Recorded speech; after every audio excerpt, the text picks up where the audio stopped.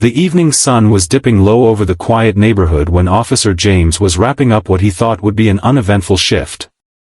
The hum of the patrol car was almost calming when a sudden, desperate sound cut through the calm, the unmistakable cry of a child. He turned his head just in time to see a little girl, no older than 6, running toward his car with tears streaking down her cheeks, her small hands trembling as she tried to speak through sobs. Her pink dress was wrinkled, her hair messy as though she had been running for a while, and her voice broke with urgency as she begged, "Please, follow me home." Something in her eyes, a mixture of fear, desperation, and hope, made him realize this wasn't just a child having a bad day. This was a cry for help, and every instinct in him told him he couldn't ignore it. Before we continue, if you believe in kindness, second chances, and the power of compassion, please take a moment to like, share, comment, and subscribe to Kindness Corner. Your support helps us keep bringing heart-touching stories like this to life. James didn't waste a second. He stepped out of the car, crouched down to her level, and reassured her that he was there to help. Her small hand tugged at his as she urged him to follow, her pace quick and filled with urgency. She didn't say much on the way, only glancing back occasionally to make sure he was keeping up. The path led through narrow suburban streets, each step deepening the tension inside him.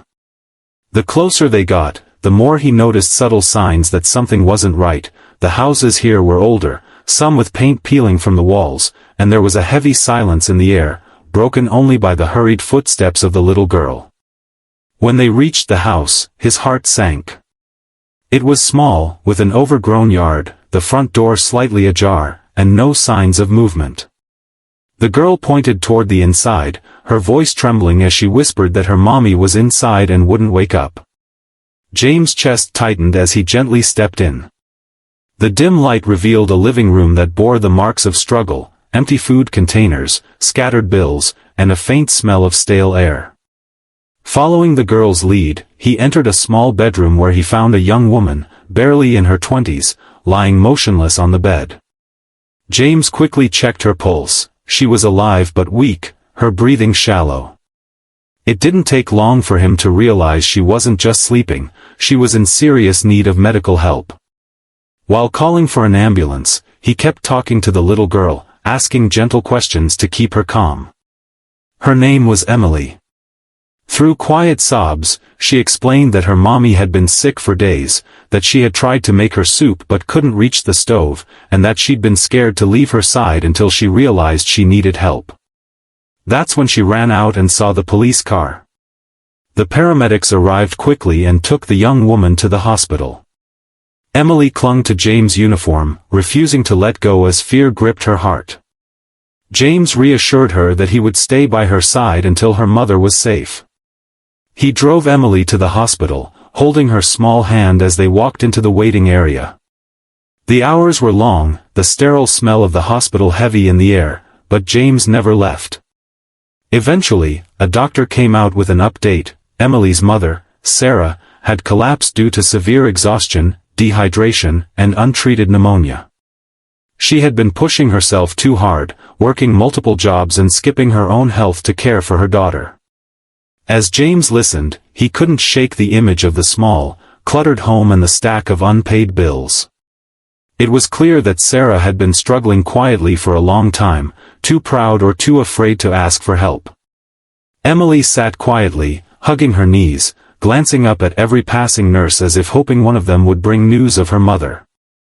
James crouched down beside her, promising he would make sure everything would be okay. Over the next few days, while Sarah recovered, James visited often. Emily started to smile more, finding comfort in his presence. He learned how Sarah had been abandoned by Emily's father, left to raise her daughter alone with no family nearby. She had been taking on cleaning jobs, working late into the night, all while hiding her struggles from everyone. James realized that without intervention, their life would slip right back into hardship the moment Sarah was discharged. Quietly, James reached out to local charities, community members, and even some of his fellow officers. Within days, donations of food, clothing, and funds began to pour in. When Sarah was finally well enough to leave the hospital, she returned to find her home cleaned, stocked with fresh groceries, and repairs underway. Tears streamed down her face as she realized she wasn't alone anymore. Emily's smile that day was brighter than James had ever seen. She hugged her mother tightly, then turned and hugged James, whispering a soft, "thank you," that he would carry in his heart for years. The neighborhood, inspired by the story of a little girl's bravery and a community's compassion, continued to check in on Sarah and Emily.